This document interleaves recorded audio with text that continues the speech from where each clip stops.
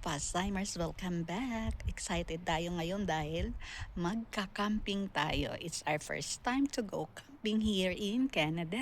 So tara! Guys, hulaan nyo kung saan kami papunta. Ito kami ulit ni Belle.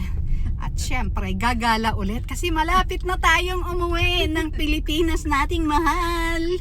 Kaya pupunta tayo ngayon sa camping site. So samahan nyo na lang kami para alam nyo kung saan yung pupuntahan. Kasi hindi ko rin alam eh.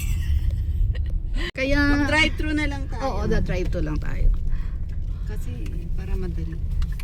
So, magda-drive-thru kami.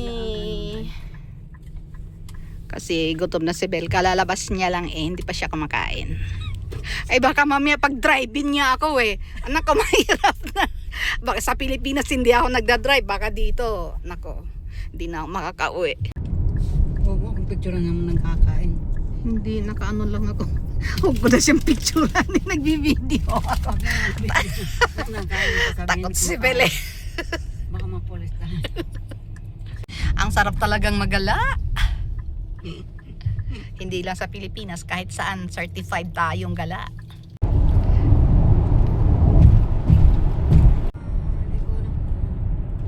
Bisanzon, okay, dun sa padalawang exit. Sige Belle, ayusin mo lang yan Belle. Baka mamaya ako na sana tayo nakarating. Ang saya. Hindi ko alam kung magaganon pa ako. Ganon. Bisanzon. Kaya mo yan Belle. Kaya mo yan. Eh, ako nakaganito dahil dati nagawa ko lang ito. Load nga siguro into tanke ng gas na yun. Oh. Pero ang bilis niya, baka empty. Oh. Oh, hindi natapak sa... Ang ganda talaga ng Canada, no? Ang laking bansa pero konti yung mga tao. Linis. Oo, ang linis Walang basura dito. Oo naman. Wala Ikaw, din crocodile dito. Ikumpara mo sa Pilipinas, Belle. Anong masasabi mo? Walang crocodile. Oh, yun. Walang crocodile. Anong pagkakaiba eh? Nasa Senado.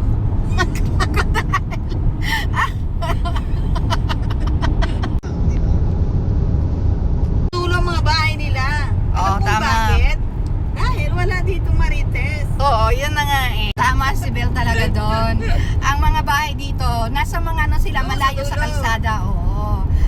Pag ikukumpara mo sa Pilipinas yun, ang mga bahay nga naman, Tabi ng kalsada. gusto nilang nasa tabi talaga ng kalsada. So, ano ang implication nun? Eh, kasi nga, likas nga yun sa Pilipinas, di ba? Marites sa mga tao. Kaya gusto nila nakikita agad yung mga pangyayari para hindi na sila nahihirapan.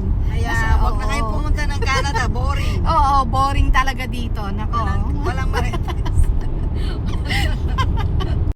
Bilis niya ate ha.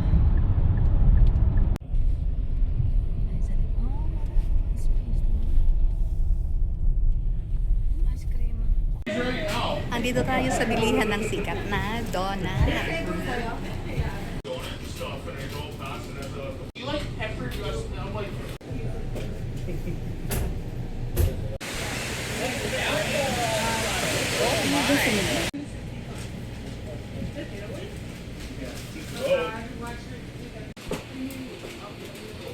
Sobrang lakas ng ulan. Nandito tayo sa bilihan ng sikat na donut. Ayan si Belle. Ito yung sikat na donut talaga. Nakain na natin siya ulit. After 6 years ulit natin nakain.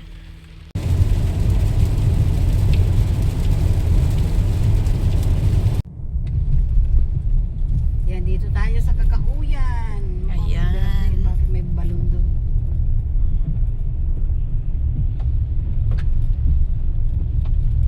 So guys, alam nyo ba, nakailang tawag ako, ayan lang pala yung cellphone niya. Kaya pala parang nagbabibrate dito sa malapit sa akin, Mario Joseph. Nagpapahalata ka na, Belle.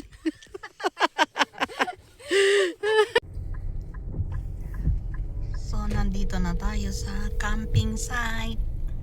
Your call has been forwarded. Unless na pambuksan ako ng caretaker. campsite.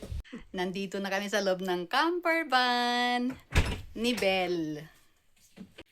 Habang nandito tayo sa camping site, mag-iikot tayo para makabuo ng isang vlog at sayang ang araw habang hindi pa umuulan. So dito pala guys ay private camping site. Pupunta tayo dun sa may lake. At since camping site nga to, ang dami ditong trailer. Private campsite. So ito yung kila Belle. Ito yung trailer nila. Dito kami matutulog for a night. Kasi samahan nyo ako, puntahan natin ang lake. So tara, lakad tayo dito. Para malapitan talaga natin at maipakita ko sa inyo kung ano ang meron dito. So samahan nyo lang ako ha, huwag kayong bibitaw. Tara, tara, malapit na. Tapos mayroon table. Pupunta tayo dito sa dock. Ang daming swan.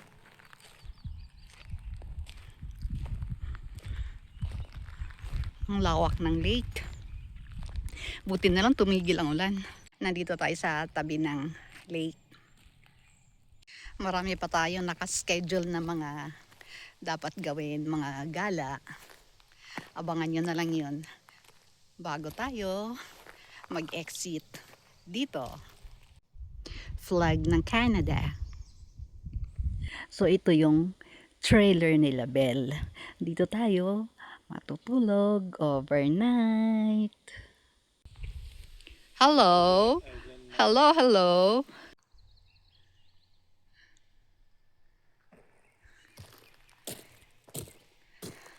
Ito yung CR dito sa mismong campsite. Ang ganda dito. Saka yun maganda yung kasama ko. Kita nyo yan. Ayan oh. Ang ganda na kasama ko. At may tumatakbo pa.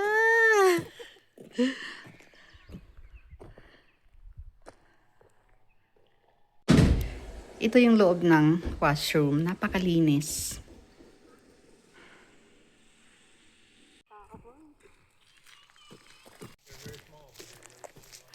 Nag-ikot lang tayo dito, kasama ko sila.